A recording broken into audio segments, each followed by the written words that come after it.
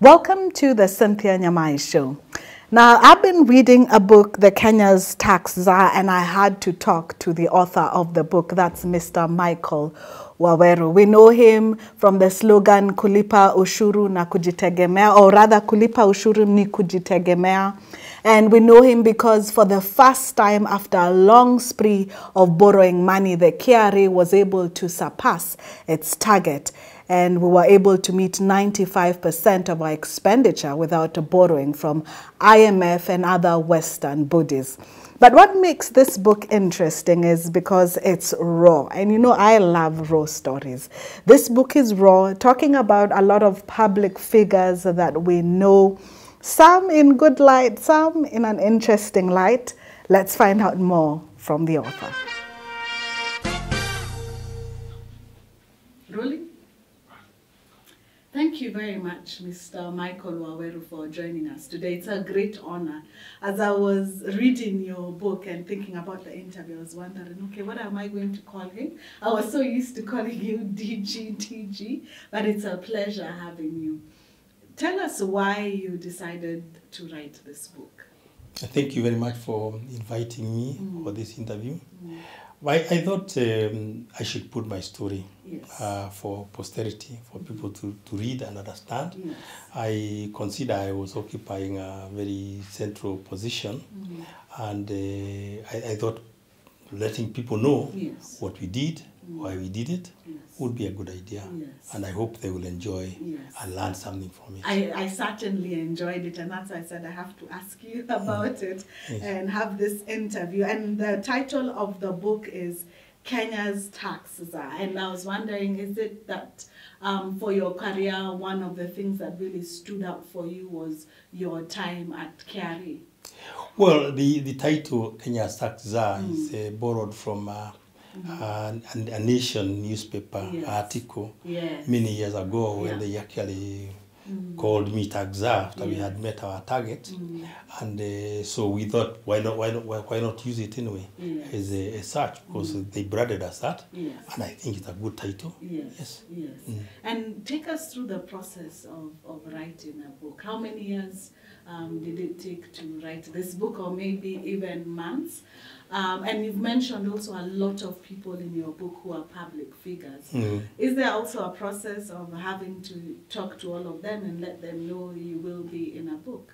What is that process like? First of all, in terms of how long it took, we started writing this book in 2019, so it's taken about 2 years. And there's quite a bit of interviewing of people, and therefore I had assistance from people. For example, there's a lady called Waweru who did a lot of interviewing, including even interviewing my mother and getting to hear stories from my mother that I didn't even know myself. Then the other figures, no, I did not ask them because it's me talking, my relationship with them. So it's from my point of view.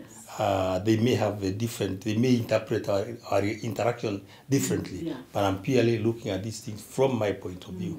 Yes. And is there also having to probably talk to the lawyer, because some of the things you talked about, maybe people might have a different point of view? I don't think there is anything that one can say we are scandalizing them. No, I don't think so. No, we didn't. And writing and going through this whole process, are there things that you probably rediscovered about yourself or discovered about yourself that you didn't know? There are many things when you reflect back on what you've done, the journey you have taken, you do relieve a number of things that you've gone through. It may not be a process of rediscovering yourself, but it's memory, flashback, and going back to the past, seeing what you've done, and it comes back to you.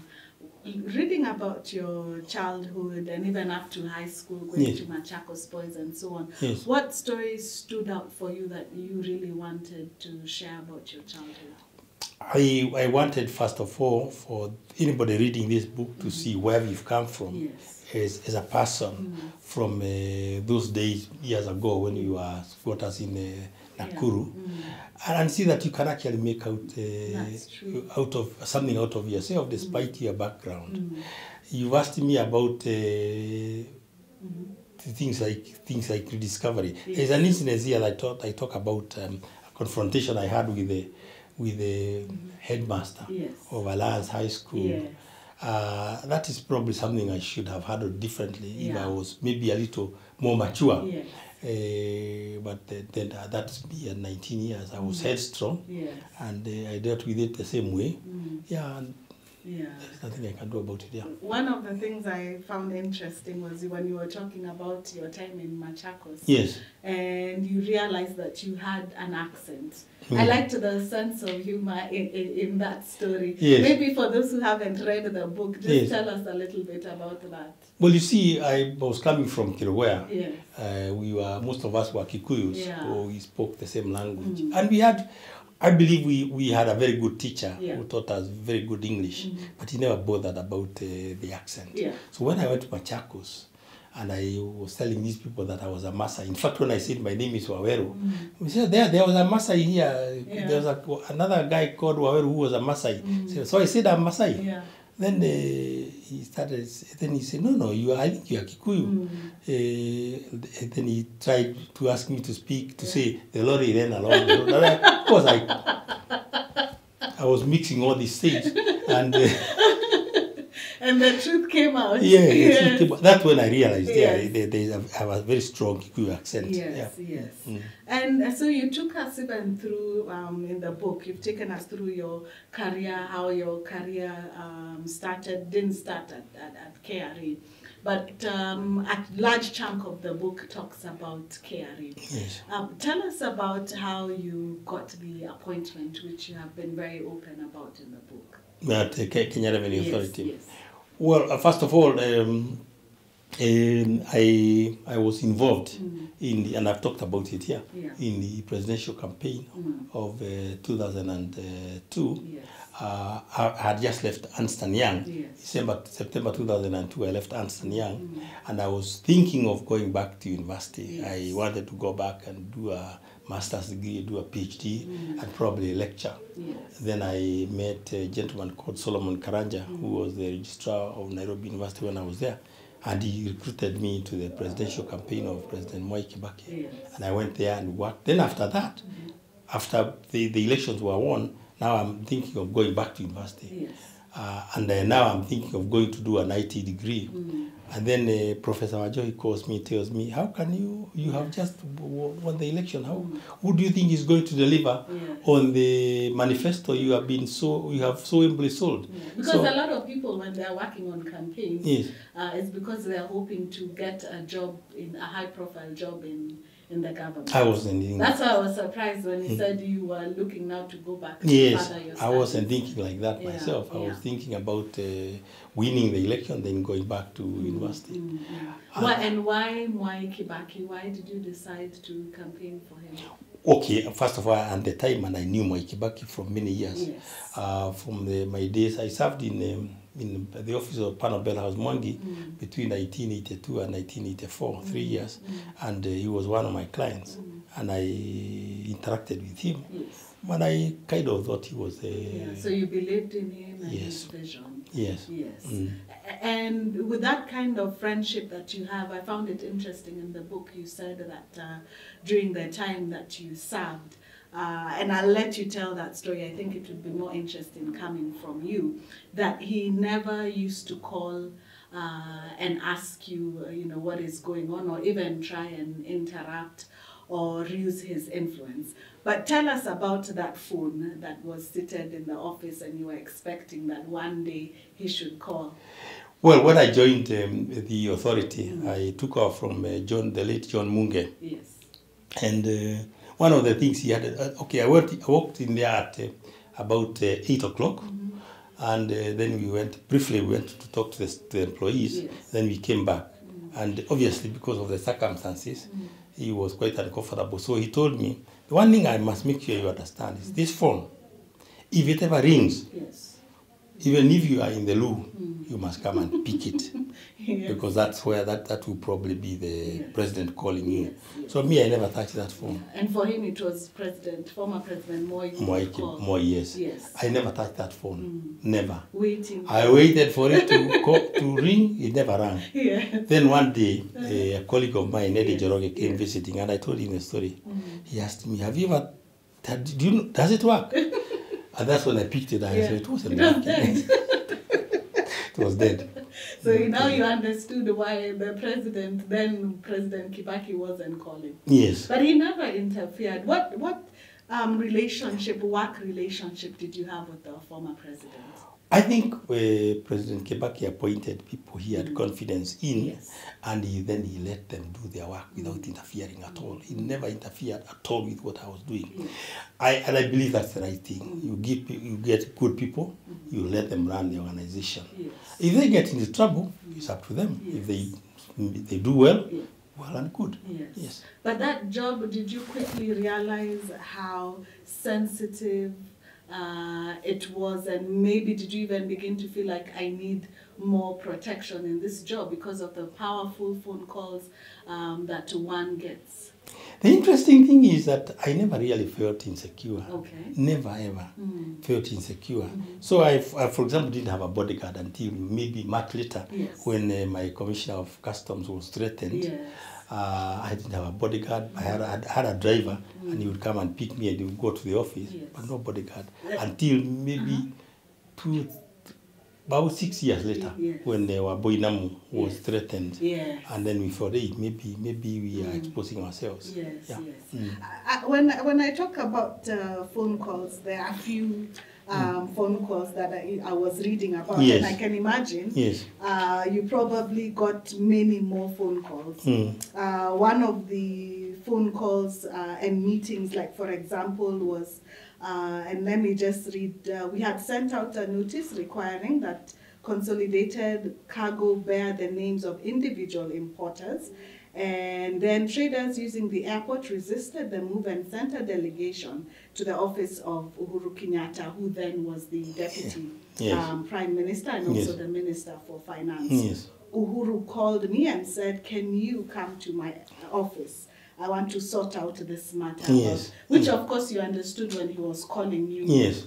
That maybe people had talked to him and Yes. he wanted to probably influence. Yes.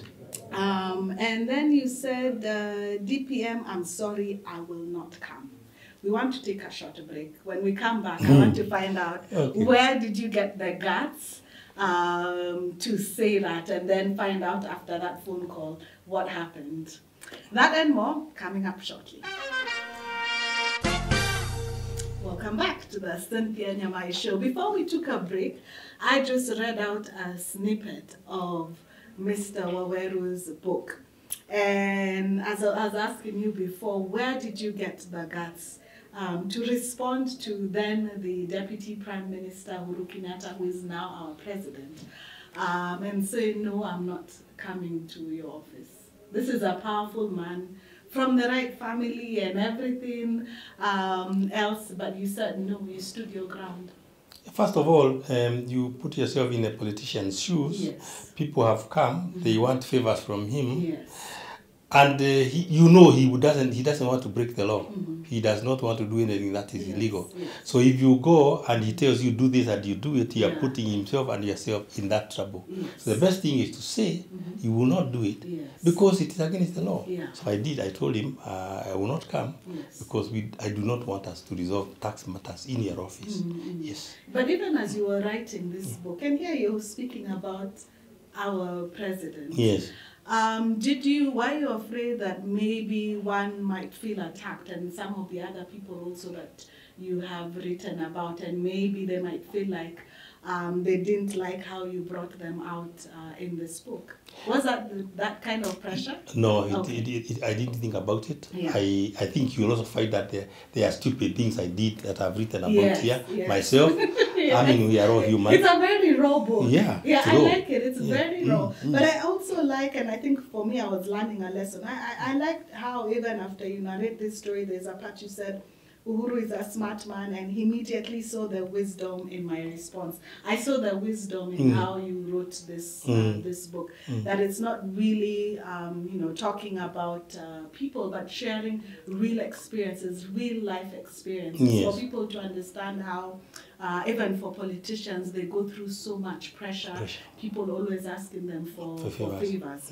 And we can see that pressure even as you were talking to Raila. You were talking about Honorable Raila. And at one time, according to the book, page 212, at one time KRA issued an agency. This would come up a lot when you issue something new.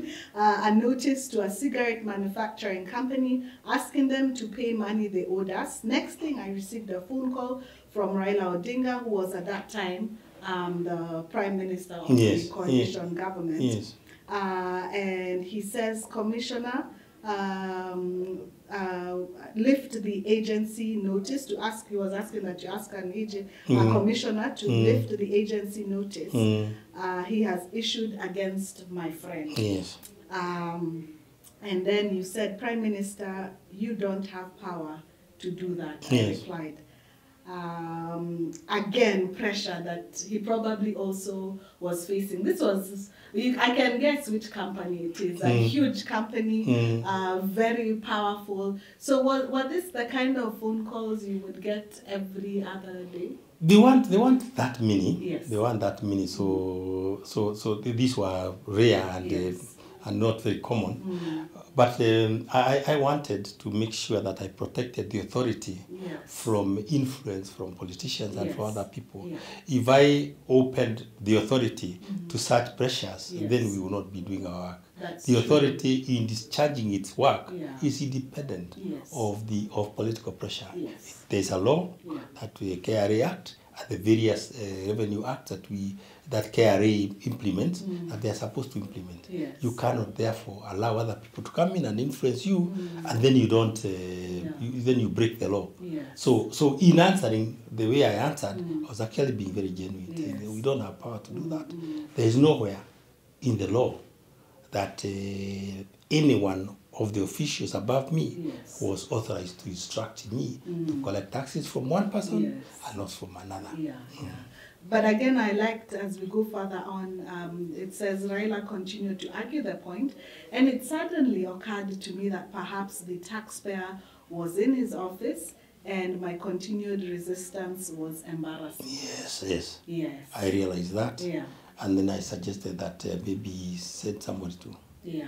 It's quite interesting because as I was thinking about it, I was like, sometimes we don't realize when we see people with the kind of job that you had, we don't realize that there are so many things to balance.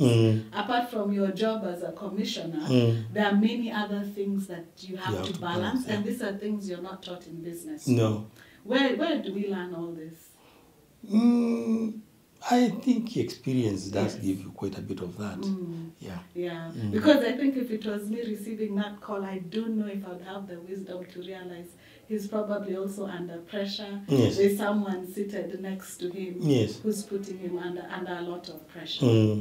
Yes, and then you make a mistake and you end up being the one being taken to court for breaking the law.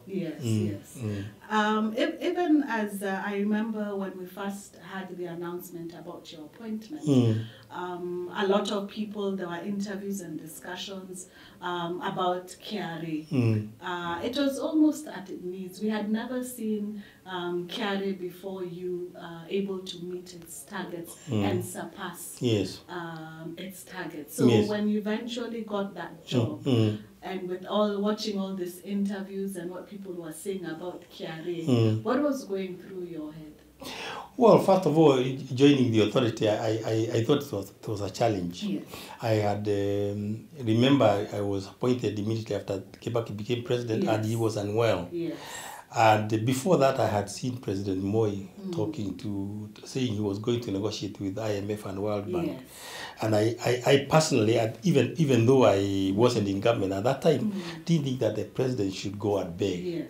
Because the moment he does that, it makes the whole country beggar. And certainly, I felt that it was my responsibility as Commissioner General to protect President Kibaki from having to go and beg, particularly in view of that, the fact that he had been unwell after the accident. So my personal goal was to make sure that we exceed the target and remove that pressure from the government. Yes. And eventually it did happen. It did, because I remember the finance minister then, Honorable Kimunya, for the first time reading out a budget that was self-sustainable. We didn't have to borrow from other countries to keep our economy going. How did it feel then?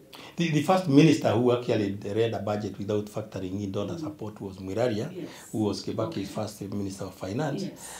I felt really nice, the fact that we were able to raise money and meet our obligations without having to factor in donor support. Of course, when you succeed, people want to be involved in your success. So we were successful. So donors would come, and that's a good thing to be able to do. When they come in because you are successful, they are not coming to a basket case, and you can therefore pick and choose who you want to relate to. That's really what I thought we should be able to do as a country. But also the other thing that I remember as you were getting into office, people were talking about is the corruption levels at KRA. Yes. What surprised you the most when you started working at KRA? First of all, that the staff of KRA are very well trained, very well trained, and the majority of them do not indulge in corruption. Maybe a few people are involved in corruption and giving the authority a very bad name. So one of the things I felt I needed to do was to deal with corruption. To be able to exceed the target, if you dealt with corruption, then you meet the target. So I dealt with corruption ruthlessly. And the majority of the people, 99.9% of the people are quite happy that we were dealing with corruption, and therefore they were able to work without having to defend themselves. That they are corrupt when they are not. We always hear about cartels. Did you ever have any experience with the cartels? Maybe perhaps because of the stand I took, they didn't come to me per se. And I do not know. Maybe there were cartels, but to be honest, I didn't come across them. I didn't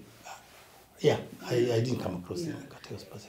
As I'm asking you this, you know, there are people who would look at you and be like, really? Working in a high-profile government office, you want to make it sound like you are corrupt-free, and you've said the cartel never ever approached you. Not to me, no. How do you work in an office like that and ensure yourself as an individual you're corrupt-free, to the point that even cartel would know they can't even discuss any business with you?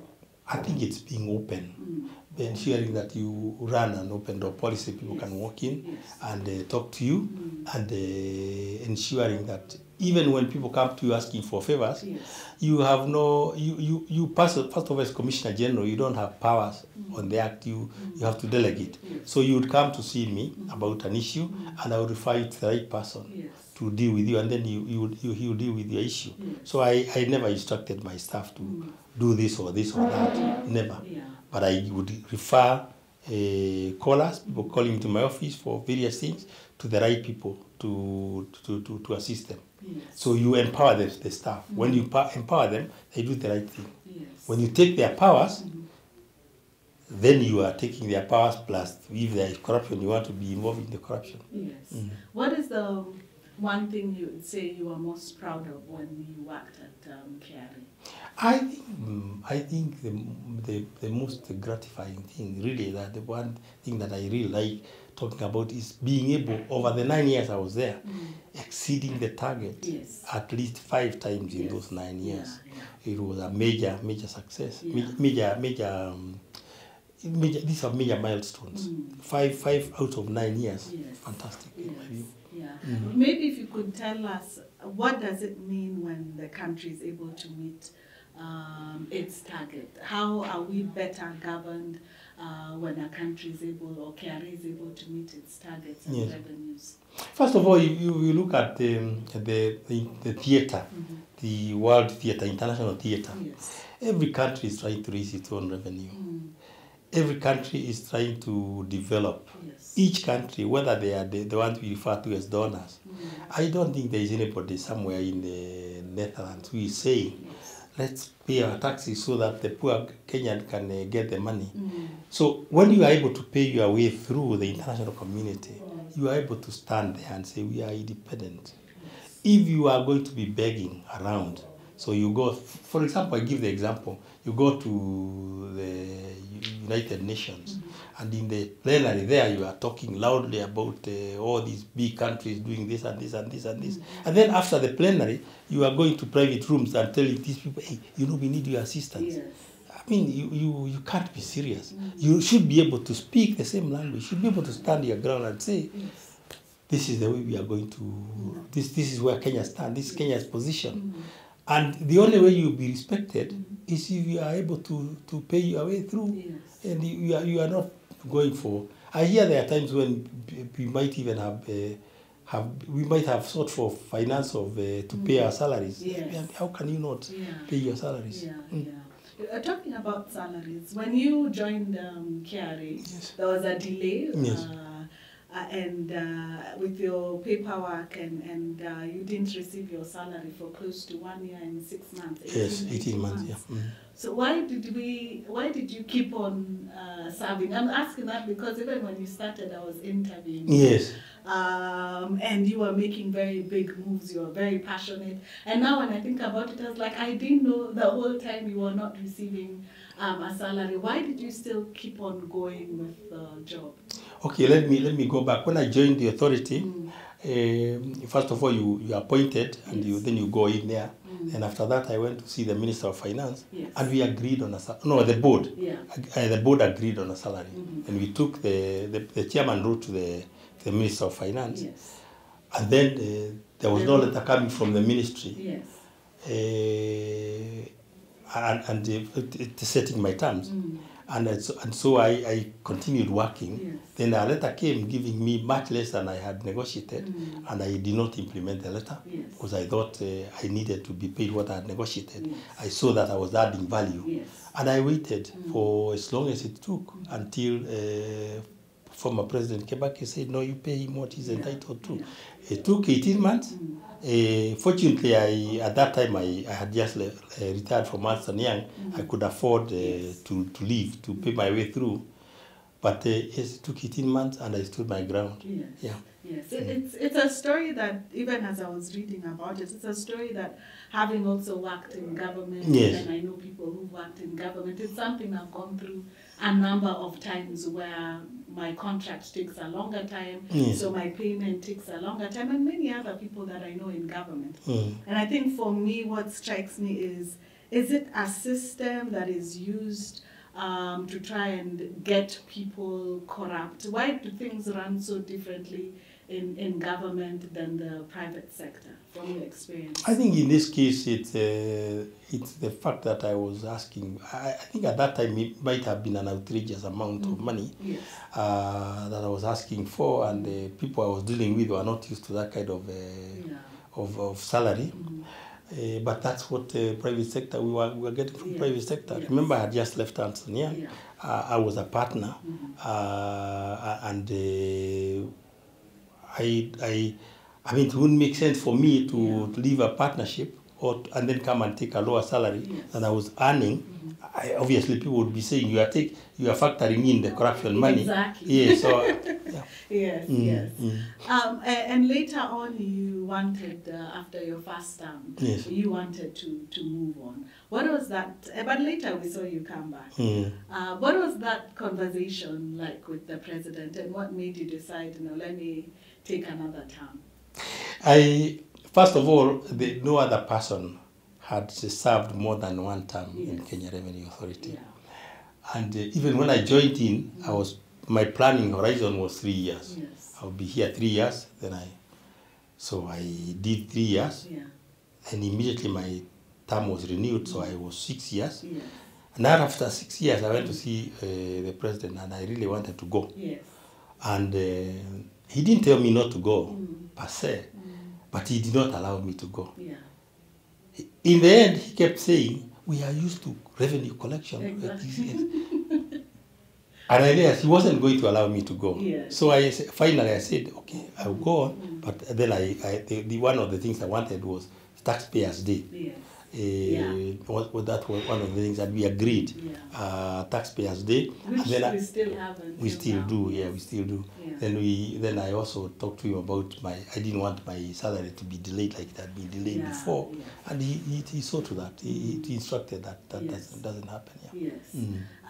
I'm wondering what motivates you, because even when you were working for his campaign, you were not looking for a job, and Yes. after your term ended, you were willing to leave and have taken a powerful job with lots of opportunities.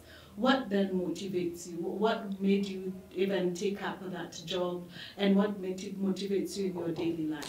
I think particularly for Kenya Revenue Authority, the real motivating thing is being able to exceed your target, being able to enable the government to meet its development objectives. If you have personal pride, then you would like to see that happen, Yes. that you are collecting enough money for the government. I personally, riches are not that important. Yeah. Of course, we want to live well, you want to be able to, but they're not the most important thing. No, it's being able to see that you are making a difference in other people's lives. Yes. And when you finished, you still went back to school? Yes. After KRA, Yes. after finishing Yes. your term, Yes. you went to Strathmore. Yes. You're well connected, you're powerful. You said you're not really into riches, but you do live a comfortable Yes. life. Yes. And probably would never have to work a day. Why go back to school? Okay, there is a story to this. I respond to challenges. Yes. And I think somewhere I was discussing with somebody, a young man, and he said, you guys, you are past it. Yes. So I wanted to prove to myself that I wasn't really past it. Yes. I went back to school, I went to Strathmore, and got my MBA within the time that I was required, including doing a thesis, writing my own thesis, just to prove to myself that I was not past it. Yes. So those challenges are the ones that sometimes push you to. Yeah. And what challenges are you taking up now? Right now? Yes. Right now, the challenge is getting around town and finding my way to park in. Finding my way to this place is a challenge.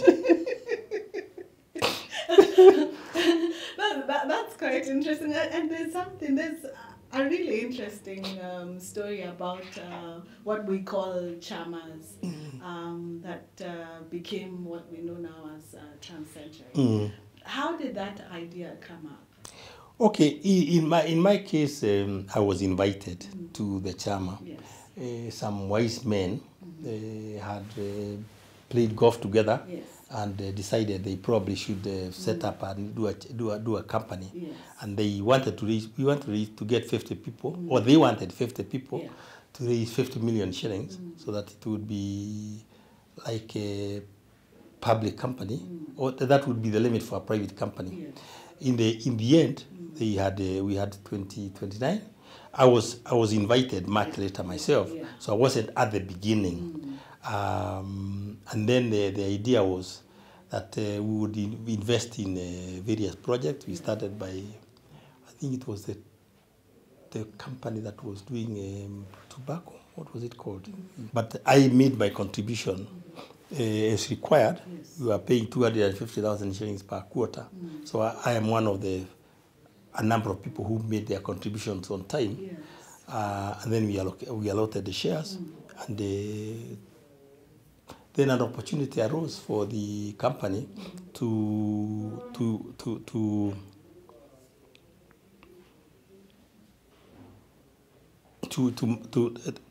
merge with Kuramu, and now we the bigger shareholder is Kuramu. Yeah. In your book, there are a lot of successes to celebrate.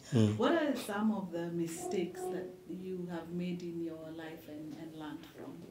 There are many mistakes I have made in my life. I mean, one of the things I talk about here is that experience I had in Alliance High School. Yes. When I went there under the impression that I needed to do a certain combination. Yes.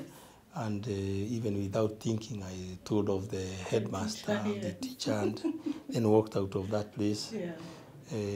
Went to Machakos. It worked out well. Yes. And perhaps that's how fate moves you. Yes. Because perhaps fate, it was fated that I would never be a lawyer, I would be an accountant. Yes.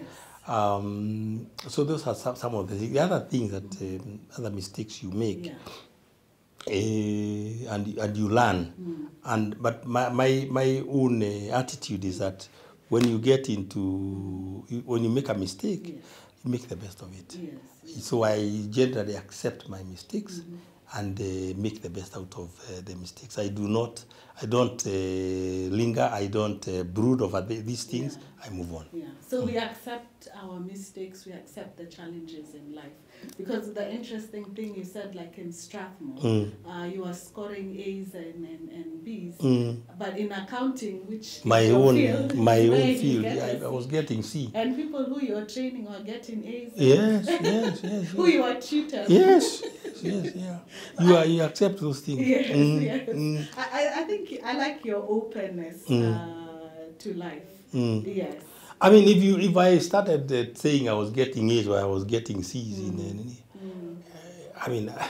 And sometimes do you feel like I'm a whole former KRA Commissioner General? How can I get a C or look like I'm not doing so well in some areas of my life? That has never been an issue. I have never carried any position with me wherever I have been. Yeah. When I am with people, I work with them at the same level. Yes. Getting a C in accounting was curious, as I've said here. Yeah. But I did not bother about it. Yeah. Because in any case I passed. Reading about the different people that you have mentioned in Yes. your book, Yes. I realized there's a whole crop of leaders, of integrity and men that and women that we really celebrate. Looking at the generation that is coming up, are we going to have leaders like that? And what are you doing to also bring up leaders like that, or even better? First of all, I think these things are cyclical. So we've went through Kibaki's time. Before that, we had Uhuru's. We had Moi's time. Yes. And leaders will come and go, but the nation continues. Yeah. Now, in terms of developing leaders, I personally have no role in developing leaders, but if I am asked a question, if I'm consulted, I always give what I think is appropriate advice. I think we will have corrupt leaders, we'll have honest leaders, and it will continue like that. If you read the history of the world, it was always like that. You have honest people who lead their people, and they know what they want to achieve for their people, and the others who wanted to achieve for themselves. But at the end of the day, when you sit back and look at what you have achieved as an individual, it's really just vanity. Yes, it's just. As we wind up the show, what would you want people to really get out of this book? I would like people to look at this book and maybe conclude that we did our best. We give it our very best at Kenya Revenue Authority and whatever we have tried to do. And I believe we also achieved something for the country. Yes. That's really what I would like people to take away from this book. Yes. And your last word of advice? Last word of advice, do your best in whatever you are doing. I like that. Do your best in whatever you are doing. Leaders come and go, but do your best in whatever you're doing, because this nation will always still stand. See you next time.